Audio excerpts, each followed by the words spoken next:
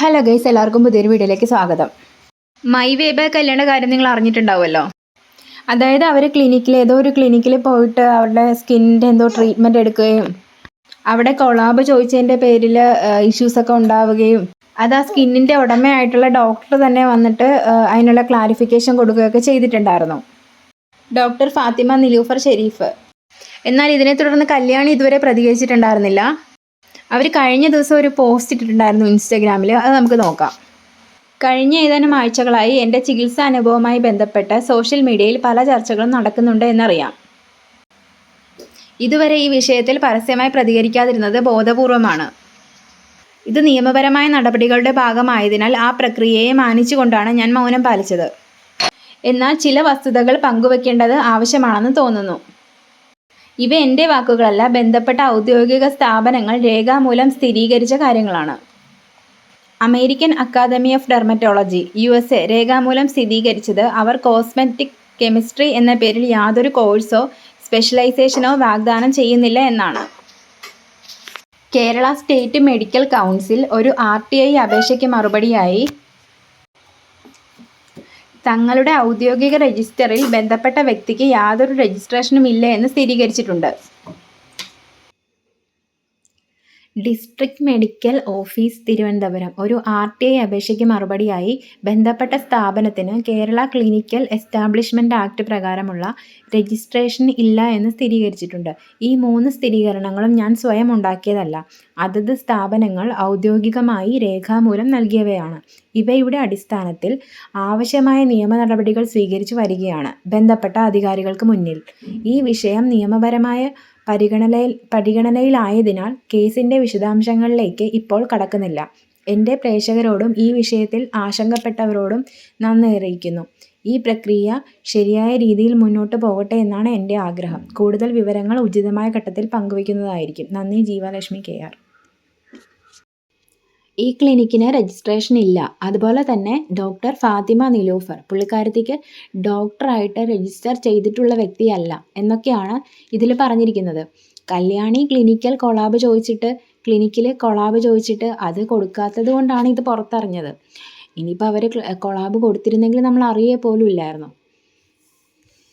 ഈ ഡോക്ടറിൻ്റെ ക്വാളിഫിക്കേഷൻ ഞാൻ ഗൂഗിൾ ചെയ്ത് നോക്കിയപ്പോൾ എനിക്ക് കിട്ടിയ വിവരം എന്ന് പറഞ്ഞാൽ doctor Fathima Niloufer Sharif is an aesthetic physician, cosmetic chemist and entrepreneur. She is the founder and CEO of Therefore I Am Skin Science, an aesthetic clinic and skincare brand with multiple locations across several Indian cities. അതാണ് പറഞ്ഞിരിക്കുന്നത്. അതായത് ഈ ഡോക്ടറിൻ്റെ qualification കാര്യങ്ങളൊക്കെ അന്വേഷിക്കുന്നുണ്ട്. ഈ പറയുന്ന കല്യാണിക്ക് എന്താണ് ക്വാളിഫിക്കേഷൻ? എത്രയൊക്കെ ന്യായീകരണം ഉണ്ടെന്ന് പറഞ്ഞാലും അല്ലെങ്കിൽ കല്യാണിയുടെ സൈഡിൽ എത്രത്തോളം സത്യം ഉണ്ടെന്ന് പറഞ്ഞാലും പ്രമോഷൻ വഴി കുറച്ച് കാശ് കിട്ടുന്നു എന്നതിൻ്റെ ഒരു അടിസ്ഥാനത്തിൽ മാത്രം കെമിക്കൽ അടങ്ങിയിട്ടുള്ള ക്രീം അങ്ങനെയുള്ള പ്രോഡക്ട്സ് യാതൊരു സയൻറ്റിഫിക് നോളജും ഇതിനെപ്പറ്റി ഇല്ലാതെ പ്രൊമോട്ട് ചെയ്യുന്നു. അത് വാങ്ങി ഉപയോഗിക്കുന്നവർക്ക് അത് ബെനഫിറ്റ് ആകുമോ അല്ലെങ്കിൽ അവരുടെ സ്കിന്നിന് എന്തെങ്കിലും പ്രോബ്ലം ഉണ്ടാവുമോ എന്നൊന്നും ചിന്തിക്കാതെ കാശ് കിട്ടുന്നു എന്ന ബേസിസിൽ മാത്രമാണ് പുള്ളിക്കാരത്തി ഇത് പ്രൊമോട്ട് ചെയ്യുന്നത്. അതിനെക്കുറിച്ച് എന്താണ് ഈ മൈവേബ കല്യാണിക്ക് പറയാനുള്ളത്? സ്റ്റിൽ ഞാനെതിരാണ്. അതായത് റീസൺ എന്താണെന്ന് ചോദിച്ചു കഴിഞ്ഞാൽ ഇവർ ഈ പ്രൊഡക്റ്റ് എല്ലാം പ്രൊമോട്ട് ചെയ്യുന്നത് വിത്തൗട്ട് എനി നോളജാണ്, ഇതിനെപ്പറ്റി നോളജ് ഇല്ലാതെ. അതും എല്ലാ വീക്കിലും 2 days കൂടുമ്പോഴോ എന്തോ ആണെന്ന് തോന്നുന്നു. അല്ല അതോ 2 ദിവസം കൂടുമ്പോൾ ഉണ്ടോയെന്നും അറിയത്തില്ല. പല പ്രൊഡക്ട്സാണ് പുള്ളിക്കാരത്തി മാറി പ്രൊമോട്ട് ചെയ്ത് മുഖത്ത് അപ്ലൈ ചെയ്ത് കാണിക്കുന്നത്. അതും പലതരത്തിലുള്ള കെമിക്കൽസും കാര്യങ്ങളൊക്കെ അടങ്ങിയിട്ടുള്ള പ്രൊഡക്ട്സ്. ഈ മൈവേബ കല്യാണി അല്ലെങ്കിൽ കല്യാണി ജീവലക്ഷ്മി എന്ന് പറയുന്ന വ്യക്തിയോട് നമുക്ക് യാതൊരു പേഴ്സണൽ ഗ്രഡ്ജും ഇല്ല. പക്ഷേ പുള്ളിക്കാരത്തി നല്ലൊരു എൻ്റർടൈനർ തന്നെയാണ്. എന്താ പറയുക, പുള്ളിക്കാരത്തിൻ്റെ വീഡിയോ കാണുമ്പോൾ നമുക്ക് നല്ല ഹാപ്പി ആവുകയും അതേപോലെ നമ്മൾ ടെൻഷൻ ഫ്രീ ആവുകയൊക്കെ ചെയ്യും. കാരണം പുള്ളിക്കാരത്തിൻ്റെ സംസാരമൊക്കെ പ്രത്യേക ടോണിലാണ്. അതൊക്കെ നമുക്ക് എൻ്റർടൈൻ ചെയ്യുന്നത് തന്നെയാണ്. പക്ഷേ പുള്ളിക്കാരത്തി ചെയ്യുന്ന ഈ ഒരു കാര്യത്തോട് ഞാനും പേഴ്സണലി യോജിക്കുന്നില്ല.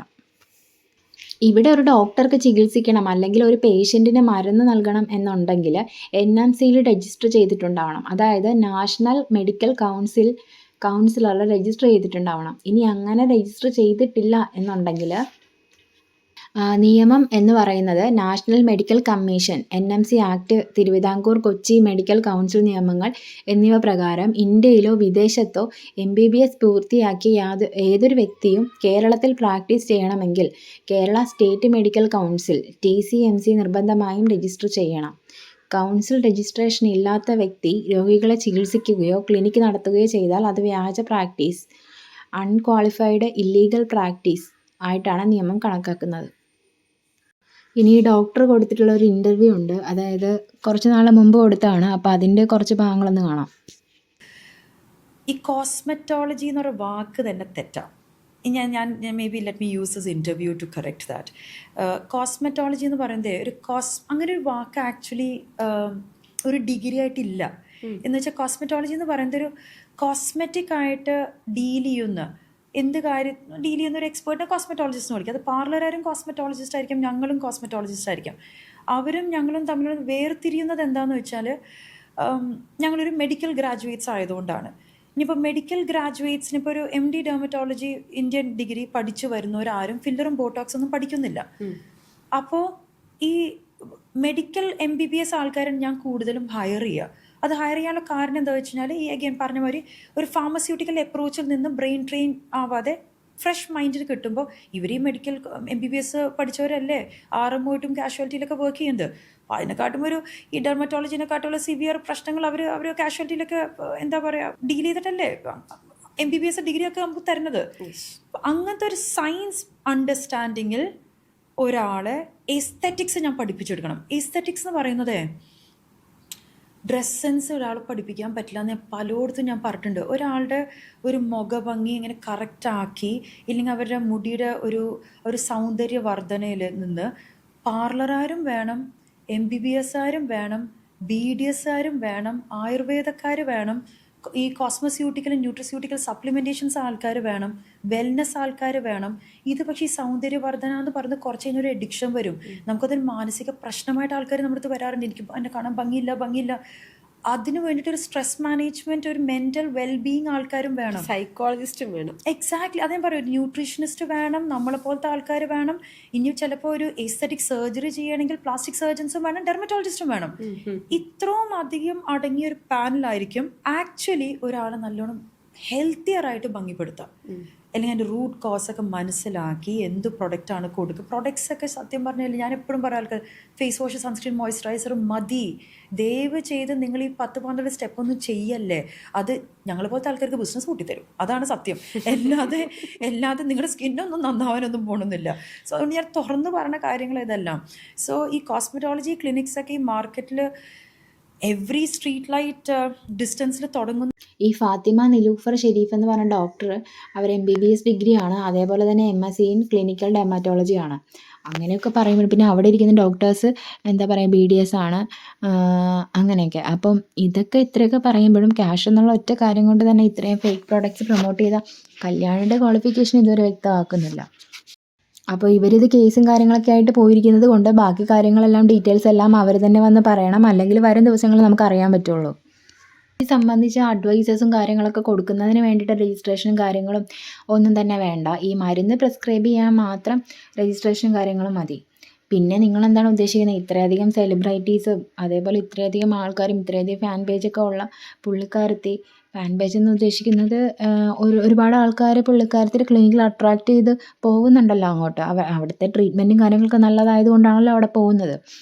അപ്പോൾ ഈ പുള്ളിക്കാരത്തിക്ക് അങ്ങനെ രജിസ്ട്രേഷൻ കാര്യങ്ങളൊന്നുമില്ല എന്ന് ഞാൻ വിശ്വസിക്കുന്നില്ല. അപ്പോൾ കല്യാണി എന്താണ് ഈ കാര്യത്തിൽ ഉദ്ദേശിക്കുന്നതെന്ന് നമുക്കറിയില്ല. വരും ദിവസങ്ങളിൽ മാത്രമേ നമുക്ക് ഇതിനെപ്പറ്റിയുള്ളൊരു പൂർണ്ണ രൂപം കിട്ടുകയുള്ളൂ. അപ്പോൾ നിങ്ങളുടെ അഭിപ്രായം കമൻറ്റിൽ രേഖപ്പെടുത്തുക. അതേപോലെ തന്നെ ചാനൽ സബ്സ്ക്രൈബ് ചെയ്യുക, ഹൈപ്പ് ചെയ്യുക. പുതിയൊരു വീഡിയോ ആയിട്ട് ഉടനെ തന്നെ കാണാം.